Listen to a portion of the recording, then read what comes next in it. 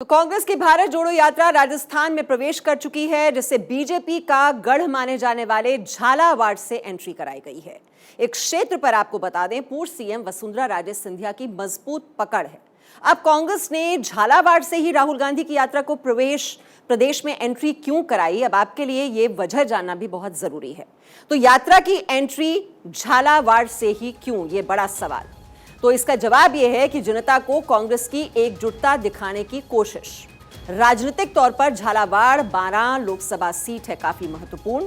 वसुंधरा राजे सिंधिया के गढ़ में सेंध लगाने की यह रणनीति है। झालावाड़ 12 लोकसभा सीट पर मां और बेटे का 1989 से कब्जा है। 2018 में कांग्रेस की सरकार बनी, लेकिन झालावाड़ की 4 सीटें वो हार गई। झालावाड़ के बाद कोटा बूंदी लोकसभा सीट में प्रवेश करेगी ये यात्रा। तो झालावाड़ के बाद भारत जोड़ो यात्रा कोटा पहुंचेगी और ये भी बीजेपी का किला माना जाता है। कोटा में भी सेंध लगाने की कोशिश की जाएगी।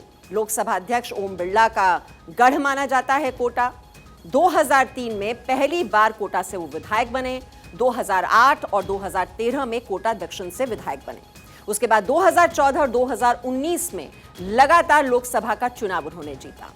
कोटा लोकसभा की 8 में से 5 विधानसभा सीट पर बीजेपी का कब्जा है। तो कांग्रेस की भले ही राजस्थान में सरकार हो, लेकिन सभी 25 लोकसभा सीटों पर बीजेपी का कब्जा है। ऐसे में राहुल गांधी के सामने इस यात्रा को निकालने की बड़ी चुनौती थी। और यात्रा से पहले संगठन महासचिव केसी वेणुगोपाल ने राजस्थान का दौरा किया और नेताओं को एकजुट रहने की नसीहत दी, जिसके बाद मंच पर एकजुटता देखने को मिली।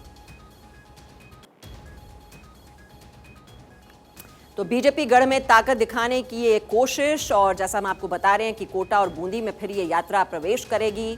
और भारत जोड़ो यात्रा की राजस्थान में जो एंट्री है वो झालावाड़ से क्यों कराई गई, और उसके बाद कोटा बूंदी भी क्यों महत्वपूर्ण हो जाते हैं कांग्रेस के लिए, क्योंकि यहां पर बीजेपी का गढ़ माना जाता है। तो कहीं ना कहीं ये सेंधमारी की कोशिश। और आपको याद होगा वो तस्वीर भी हमने आपको दिखाई थी कि किस तरह से केसी वेणुगोपाल ने नसीहत दी थी कि एकजुटता का संदेश देना बहुत जरूरी है जैसे ही राहुल गांधी की भारत जोड़ो यात्रा राजस्थान पहुंचेगी। और वो तस्वीरें जब हाथ मिले हुए नजर आए थे, जिसमें सचिन पायलट भी थे और अशोक गहलोत भी थे, क्योंकि उन दोनों के बीच की जो खींचतान है वो जग जाहिर है। और भारत जोड़ो यात्रा के जरिए राहुल गांधी और कांग्रेस पार्टी की छवि बदलने की कोशिश है। साथ ही बीजेपी के हिंदुत्व को नए अवतार में टक्कर देने की कोशिश भी राहुल गांधी करते हुए नजर आ रहे हैं।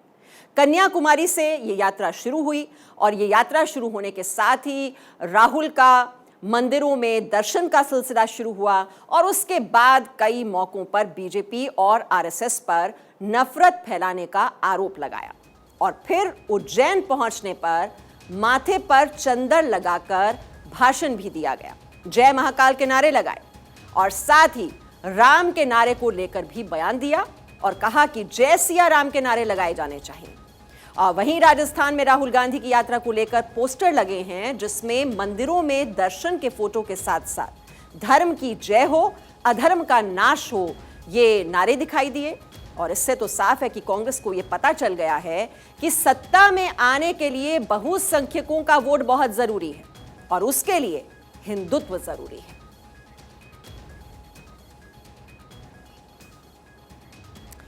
और गुजरात के रण का कल आखिरी चरण है। कल जनता जनार्दन अपने मताधिकार का इस्तेमाल करेगी। 14 जिलों की 93 सीटों पर वोट डाले जाएंगे। कल होने वाले चुनाव को लेकर तैयारियां पूरी हो चुकी हैं। इंतजार है तो बस मतदान शुरू होने का। इसी पर रिपोर्ट देखिए।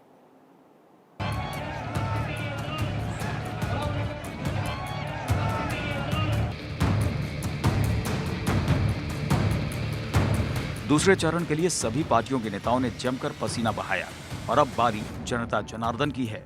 जनता अपने नेताओं को चुनेगी। 2017 में बीजेपी ने सौराष्ट्र और साउथ गुजरात में कम सीटें हासिल की थी। यही वजह है कि इस बार पीएम मोदी ने पूरी तरह से मोर्चा संभाल लिया था।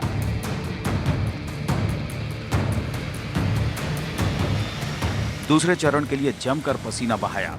प्रचार के आखिरी दौर में जोरदार रोड शो किया।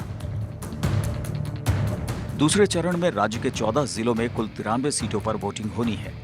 बीजेपी जहां टारगेट 150 के लिए फाइट कर रही है, वहीं कांग्रेस कमबैक की फिराक में है, जबकि आम आदमी पार्टी अपना आधार बनाने की लड़ाई लड़ रही है। बीजेपी के गढ़ में वोटिंग, दूसरे चरण में मध्य और उत्तर गुजरात में मतदान, बनासकांठा, साबरकांठा, पाटण, मेहसाणा में मतदान, अरवल्ली, गांधीनगर, अहमदाबाद और आणंद में वोटिंग, खेड़ा, महिसागर, पंचमहाल, दाहोद, बड़ोदरा और छोटा उदयपुर में मतदान।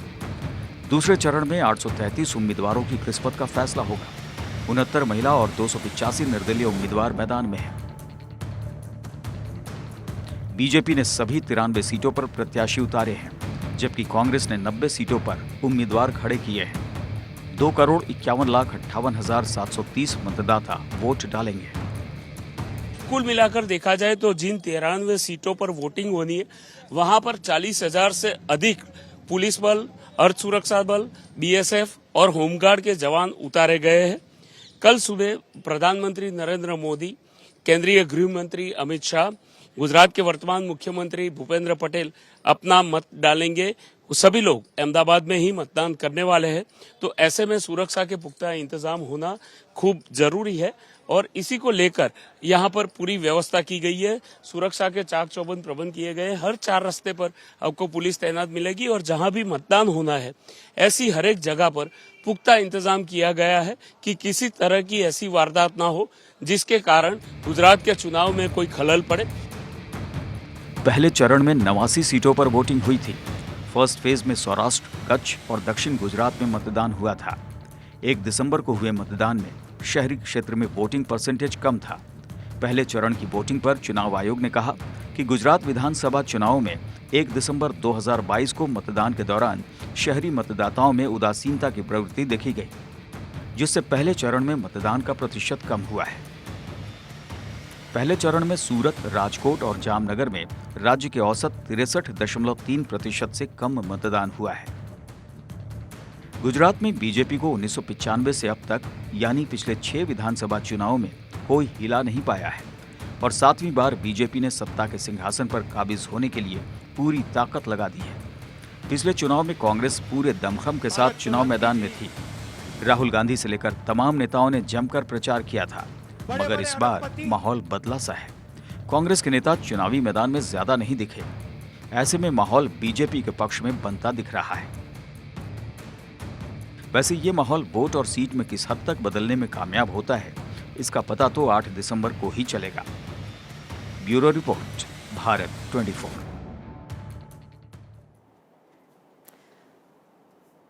गुजरात चुनाव में सभी पार्टियों की नजर आदिवासी वोटर पर है, क्योंकि यहां पर आदिवासी मतदाताओं की संख्या अच्छी खासी है। दूसरे चरण में 13 ऐसी सीटें हैं जिन पर आदिवासी वोटर तय करते हैं कि उनका विधायक कौन बनेगा।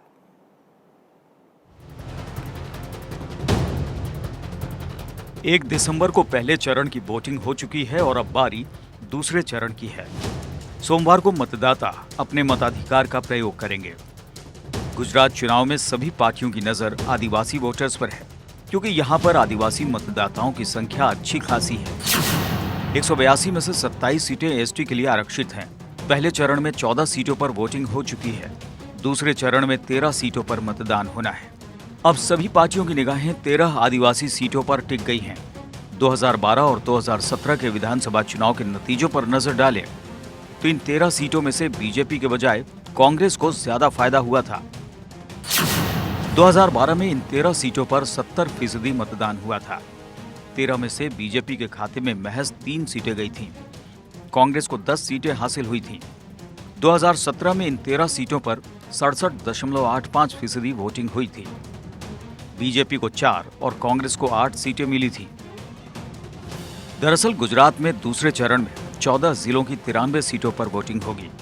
इनमें से एक बड़ा हिस्सा मध्य प्रदेश और राजस्थान की सीमा से लगा हुआ है। इन इलाकों में आदिवासी वोटर्स की संख्या अच्छी खासी है। आदिवासी इलाकों में पंचमहाल क्षेत्र भी शामिल है। इसके अलावा गांधीनगर, अहमदाबाद, बड़ोदरा और आणंद जैसे शहर भी शामिल हैं। बीजेपी की कोशिश है कि इस क्षेत्र में अपनी पकड़ और मजबूत करे। इसके लिए बीजेपी ने काफी पहले से तैयारी शुरू कर दी थी। राजस्थान के मानगढ़ जाकर पीएम मोदी ने एक तीर से कई निशाने साधने की कोशिश की थी। और तो और बीजेपी ने कांग्रेस के कई प्रमुख नेताओं को अपने खेमे में शामिल कर लिया। इनमें आदिवासी नेता मोहन भाई राठवा प्रमुख हैं। आदिवासी गढ़ में अपनी स्थिति को मजबूत करने में कांग्रेस भी लगी हुई है। कई इलाके राजस्थान से सटे हुए हैं। ऐसे में मुख्यमंत्री अशोक गहलोत फुल एक्शन में दिखे। सीमावर्ती इस क्षेत्र में दोनों राज्यों के मुद्दे और रिश्ते काफी असर रखते हैं। बीजेपी और कांग्रेस दोनों ही पार्टियां आदिवासी वोटर्स को लुभाने में जुटी हुई हैं। बीजेपी ज्यादा एक्टिव है। ऐसे में इस बार का चुनाव आदिवासी वोटर्स को अपने खेमे में लाने के लिहाज से बीजेपी के लिए काफी अहम है। Bureau report, Bharat 24। और हरियाणा में सीएम मनोहर लाल और स्वास्थ्य मंत्री अनिल विज एक बार फिर आमने सामने हैं। इस बार दोनों के बीच टकराव की वजह छात्रों की बॉन्ड पॉलिसी है।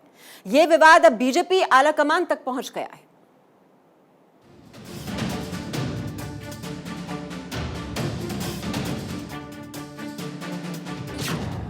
हरियाणा के सीएम मनोहर लाल और स्वास्थ्य मंत्री अनिल विज एक बार फिर आमने सामने आ गए हैं।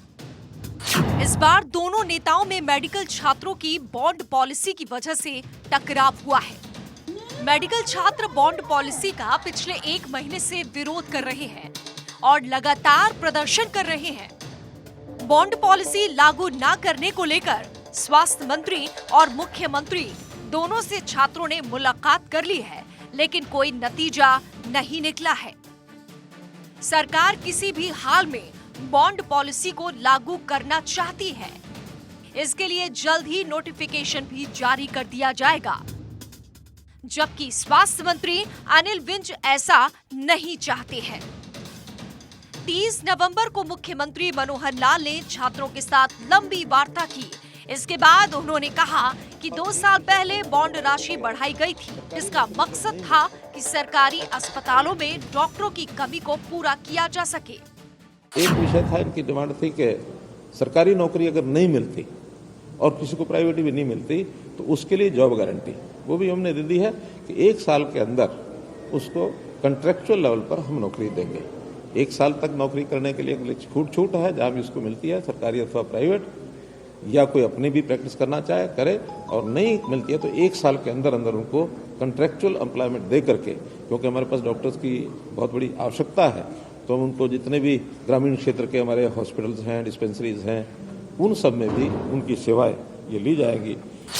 छात्रों के साथ हुई बातचीत को लेकर मुख्यमंत्री ने बताया कि छात्रों की कुछ बातें मान ली गई हैं, लेकिन कुछ पर सहमति नहीं हुई है। मेडिकल छात्रों के लिए बॉन्ड पॉलिसी 5 साल की होगी। पीजी का टाइम इसमें शामिल किया गया है। 40 की बजाय 30 लाख का होगा बॉन्ड। सरकारी नौकरी ना मिलने पर 1 साल के अंदर ठेके पर नौकरी। सरकारी नौकरी करने पर सरकार वहन करेगी बॉन्ड की राशि। प्राइवेट में सरकारी से ज्यादा सैलरी मिलने पर खुद भरनी होगी राशि। महिलाओं को 10% की मिलेगी छूट। 30 की बजाय 27 लाख ही भरने होंगे। किसी कारण से छात्र बॉन्ड का पैसा नहीं भर पाता है तो सरकार भरेगी। सरकार ने भले ही बॉन्ड में चेंजेस करने की बात कही हो, लेकिन स्वास्थ्य मंत्री इससे खुश नहीं है। इसीलिए उन्होंने छात्रों का समर्थन करते हुए बीजेपी आलाकमान से सीएम की शिकायत की है। ये पहला मौका नहीं है जब सीएम मनोहर लाल और मंत्री अनिल विज के बीच टकराव हुआ हो। अब ताजा सवाल से एक सवाल फिर उठ रहा है कि क्या इन दोनों दिग्गजों का विवाद हरियाणा का पुराना राजनीतिक इतिहास तो नहीं दोहराएगा। Bureau report, Bharat 24। बिहार में शराबबंदी है, फिर भी शराब का अवैध धंधा करने वालों की मौज है। जहरीली शराब पीकर आए दिन लोगों की मौत होती है, लेकिन इस पर कोई एक्शन नहीं होता। होती है तो सिर्फ सियासत। वैशाली में 3 लोगों की मौत के बाद आरजेडी के एमएलसी का ऐसा ही एक बेतुका बयान सामने आया। उन्होंने कहा कि बिहार में शराब भगवान की तरह है, जो कहीं भी मिल सकती है। शराब की बोतल कहीं, ये सब कोई जान रहा है कि जैसे भगवान दिखते नहीं है लेकिन भगवान सब जगह है, इसी तरह से शराब ऐसी चीज बन गई है कि जो दिखता कहीं नहीं है। बिहार में शराब बंदी है, फिर भी धड़ल्ले से शराब मिलती है। शराब पीकर लोगों की मौत होती है, जिस पर सिर्फ सियासत होती है। सत्ता पक्ष सरकार का बचाव करता है और विपक्ष सरकार पर हमला बोलता है। वैशाली में शराब पीने से 3 लोगों की मौत हो गई, जिस पर विपक्ष ने सरकार को घेरा और खूब बयानबाजी की। मामला गरमाया तो पुलिस प्रशासन मौके पर पहुंचा, जांच पड़ताल शुरू हुई। इसी बीच आरजेडी एमएलसी रामबली चंद्रवंशी का बेतुका बयान सामने आया है। उन्होंने बिहार में शराब को भगवान बता दिया। शराब की बोतल कहीं ये सब कोई जान रहा है कि जैसे भगवान दिखते नहीं है लेकिन भगवान सब जगह है, इसी तरह से शराब ऐसी चीज़ बन गई है कि जो दिखता कहीं नहीं है। तो कम से कम ये तो भय है लोगों में कि शराब के वजह से जो चौक चौराहे पर गुंडागर्दी होती थी, व्यसन होते थे, ये होते थे, ये सबसे तो कम से कम राहत है। मामले में जब उनसे पूछा गया कि क्या शराबबंदी के बाद भी शराब का मिलना मुद्दा नहीं होना चाहिए, तो उन्होंने इसका ठीकरा जनता और प्रशासन पर फोड़ दिया। उन्होंने कहा कि सरकारी मशीनरी ठीक से काम नहीं कर रही है और जनता भी शराबबंदी नहीं चाहती है। इसके अलावा ये भी कहा कि बिहार में शराबबंदी तो मुद्दा ही नहीं होना चाहिए। ये शराब से 3 लोग मर रहे हैं और दूसरे बीमारी से, दूसरे दुर्घटना से, दूसरे से तो मरना जीना तो बहुत बड़ी बात नहीं है, लेकिन शराबबंदी के ये मुद्दा बिहार के चुनाव का नहीं हो सकता है। बिहार का चुनाव जो बिहार के 14 करोड़ जनता का जो मुद्दा है वह है महंगाई। आज 200 रुपये किराया कड़वा तेल खरीदता है, 200 रुपये से ऊपर वह लोगों को खटकता है कि महंगाई जिस तरह से बढ़ रहा है, बेरोजगारी खटकता है। एमएलसी साहब को तो आपने सुन ही लिया। अब अगर सत्ता पक्ष ही ऐसी बातें करेगा तो शराबबंदी ठीक से लागू कैसे होगी? ऐसे बयानों से तो सिर्फ एक ही सवाल उठता है कि क्या बिहार में शराबबंदी सियासी फायदे को देखते हुए सिर्फ नाम के लिए लागू हुई है? वहीं मामले में चिराग पासवान ने नीतीश सरकार को घेरते हुए कहा कि हर गांव में अवैध शराब का निर्माण हो रहा है, जिसके चलते आए दिन जहरीली शराब पीकर लोगों की मौत हो रही है। उन्होंने कहा कि सीएम सिर्फ अपने अहम की वजह से शराबबंदी को सफल बता रहे हैं। भैया पूरी तरीके से विफल है। मुख्यमंत्री नीतीश कुमार जी के नाक के नीचे शराबबंदी कानून की धज्जियां उड़ रही हैं, पर उन्होंने सिर्फ इसको एक ईगो का मैटर बना के वो बिना इसकी समीक्षा किए हुए, बिना इसकी जानकारी लिए हुए वो शराबबंदी सफल का नारा वो देते जा रहे हैं। तो हकीकत है कि कौन नहीं जानता। शराबबंदी करके सरकार वाहवाही लूट रही है, क्योंकि शराबबंदी के बाद न तो अवैध शराब पर पाबंदी लग पाई और न ही ठीक से जागरूकता अभियान चलाया गया, जिसका नतीजा ये है कि अवैध शराब पीकर आए दिन लोगों की मौत हो जा रही है और इस पर जमकर सियासत होती है। Bureau report, Bharat 24।